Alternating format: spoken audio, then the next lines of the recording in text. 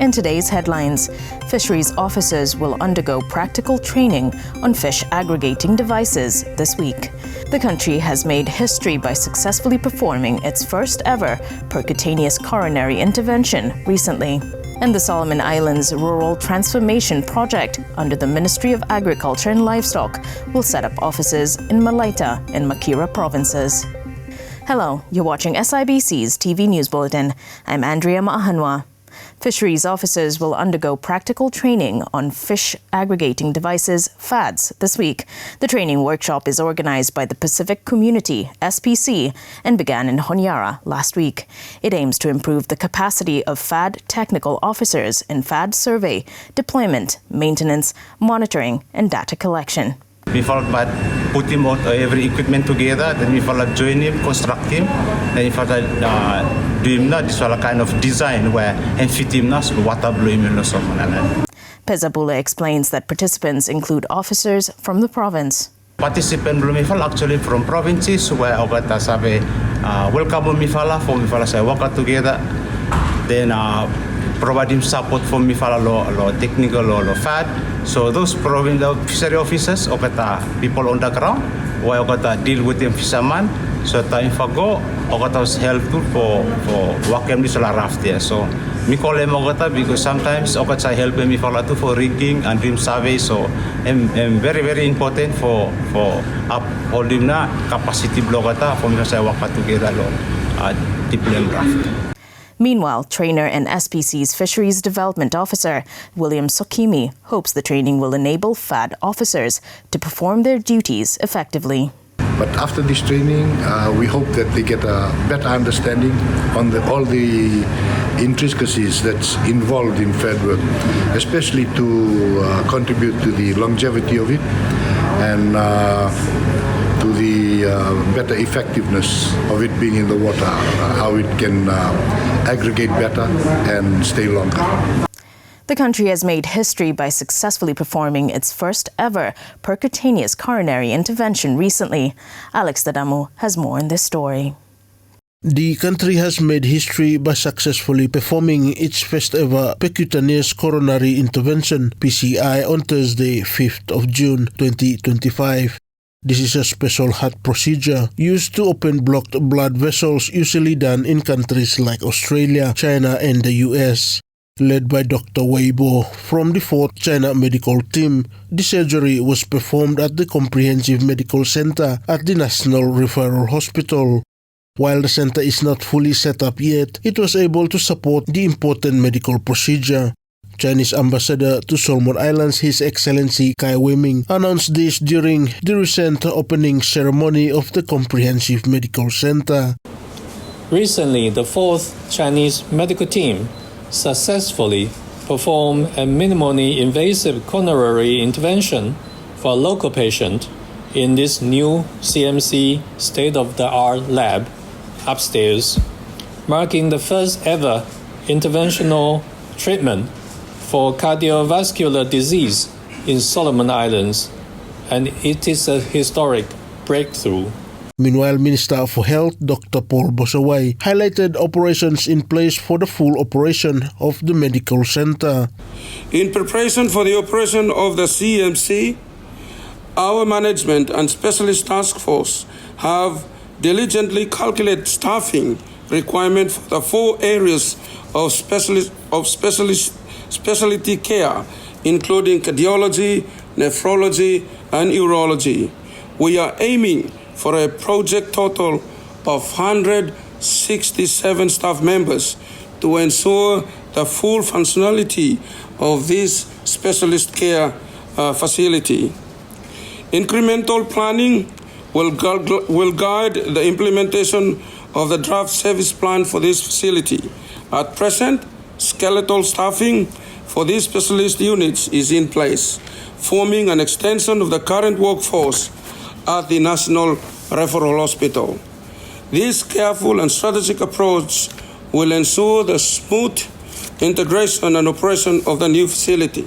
The landmark operation not only reflects important local capacity, but also opens new possibility for delivering specialized life-saving treatments within the Solomon Islands. Alex Dadamu for SIBC TV.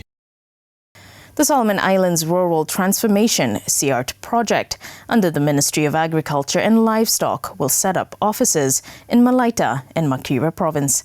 SIART project manager William Okekini told SIBC TV in an exclusive interview.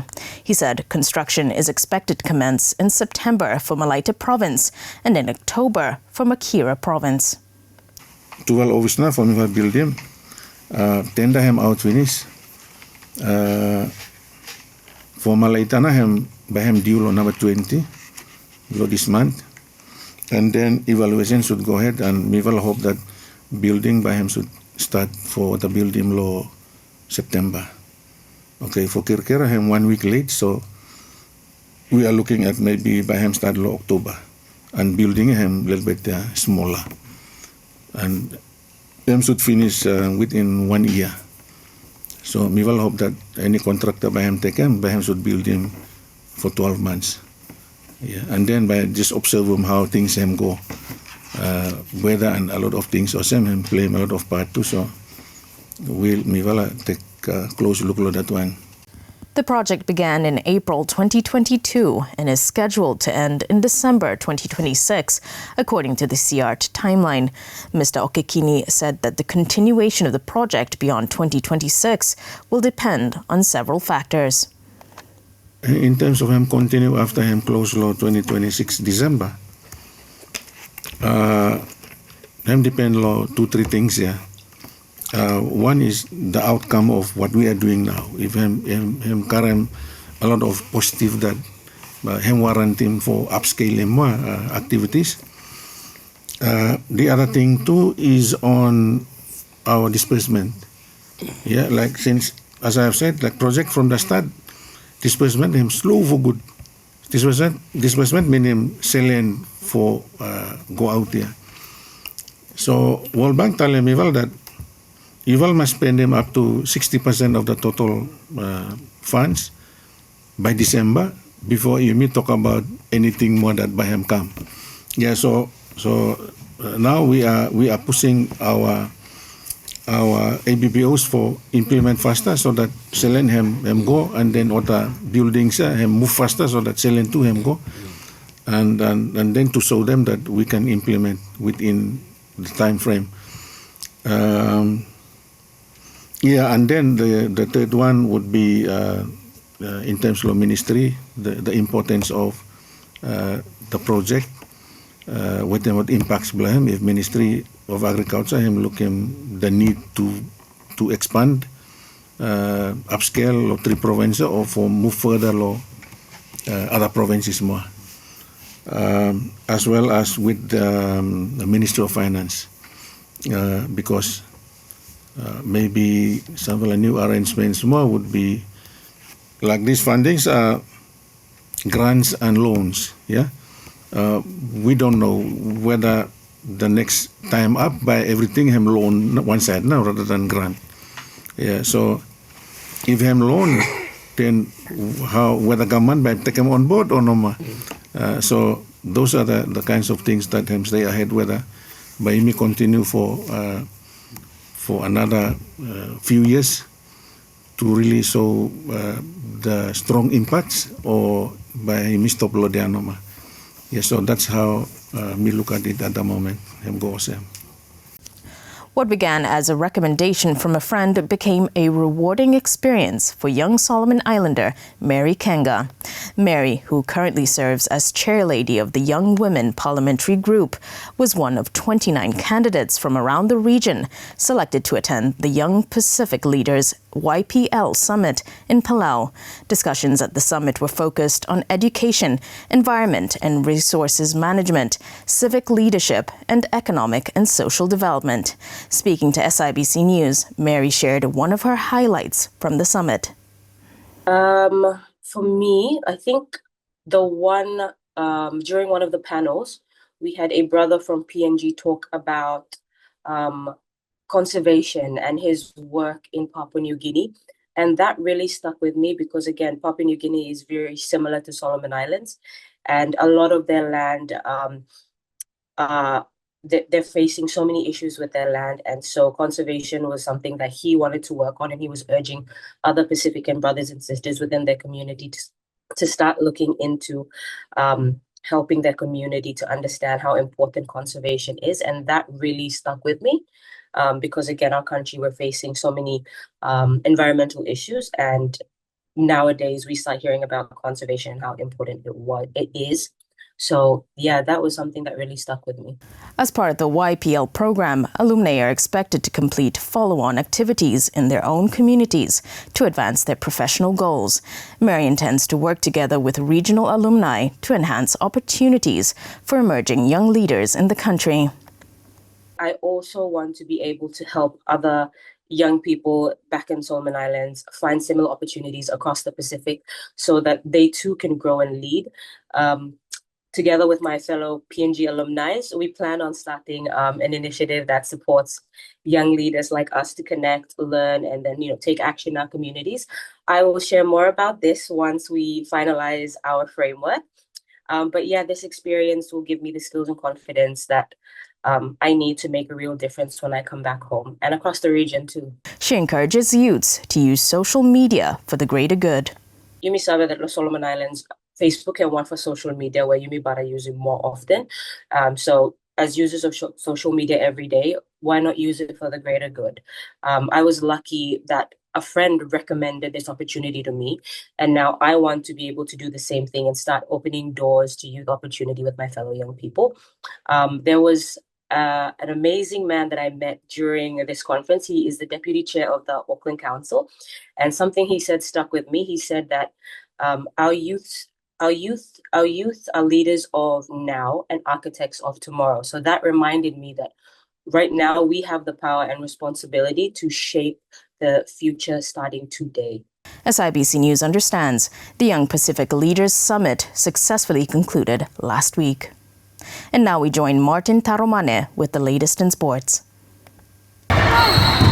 Change of venues for the 2025 Advanced Technology High Schools Basketball League this week as the 2025 Anglican Church of Melanesia Schools, Institutes and Community Games or ACOMSIC Games kicks off in Honiara today. Matches for the high school basketball competition continued over the weekend at the multipurpose hall. Games that took place over the weekend saw King George VI Sixers picking up a hard-fought 48 points to 28 points win over Selwyn College Saints in the boys competition to see them move closer to the playoffs matches. Sixers team captain Benedict Kasua said the win is a crucial one as they move closer to their aim and called on their fans to come out in numbers to support the team. Everybody's happy for the winner because we making through next stage tournament. So yeah, everybody's happy. And also every game difficult for play. But we must manage for second W. Follow mota game plan we executing, but we not really doing good. We need to work on that one. Side of press and finishing, we need to work on that one too. But we manage for doing enough for making point for high for win. That one look at for work on a little bit for matching out nara strong schools for facing against the next stage. Keep on supporting me for hopefully we arrive finals or final. For Selwyn College Saints team captain Henry D. Kafa, the loss was disappointing but promises they will bounce back for their other games left in this competition. Well, no, I'm a little bit disappointed, but losing for determining to come up strong next time, next game. A little bit disappointed, but I'm come up strong next game. A little good run for the boys. Next game, but come up strong. Thank you. Easy screening number, dribble too, and defense, shooting. Thank you for come support.